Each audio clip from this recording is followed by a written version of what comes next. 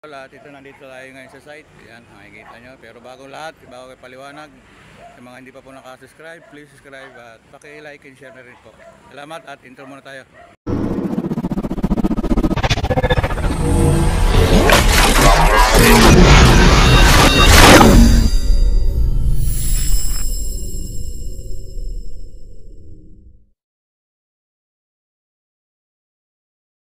Ginagawa namin dito, natapos namin lahat buhusan yung mga beam nya.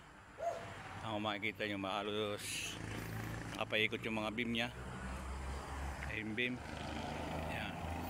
Tapos ang kanyang mga sanitary line, ito okay na, kompleto na lahat.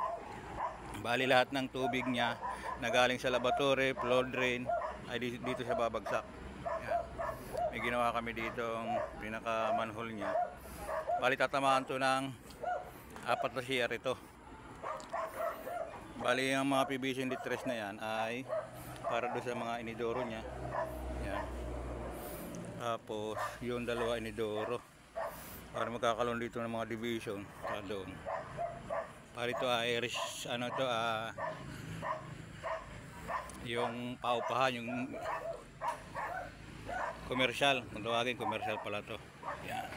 Tapos ngayon yan, natamper na. Tamper nito, lalagyan namin ngayon ng bakal na 10mm. Tatamperin pa yung padulo nya. Ano? At magkakasama na kami ng bakal, mga kapistol.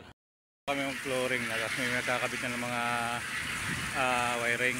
May mga PVC, kanya-kanyang breaker. Ito breaker din ito para sa supply ng breaker nya. Yun. Tapos lahat may mga bakal na CR. Ito. Tapos nakapagtapos na kami ng isang kwarto dito. Pupunta na kami dito sa labas sa isa. Yan. 4 yung kapal ng buhos namin. Diba naghalo yan.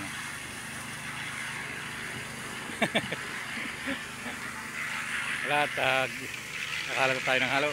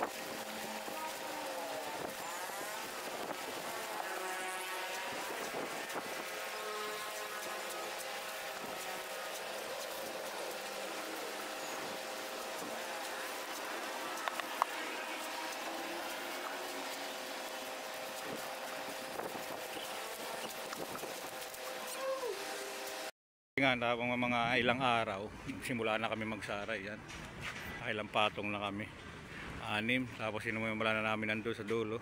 Yan. Balang sara lang nito ay ang diretso paikot, tapos lahat ng division mayroon. Yan, i-layout ko na may mga tansi na yan. Tapos lahat ng harapan niya ay puro roll up. At doon sa side na yun, roll up yan sa harap na yan. Nakikita nyo ang update nito pag ito ay totaling natapos na siya. Yan na.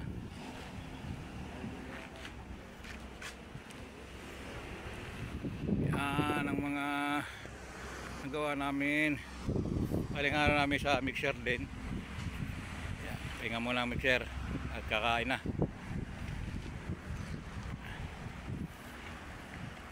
Sinasagad namin sa taas at dulugtungan namin mga bakal na diretso doon sa kanyang first floor.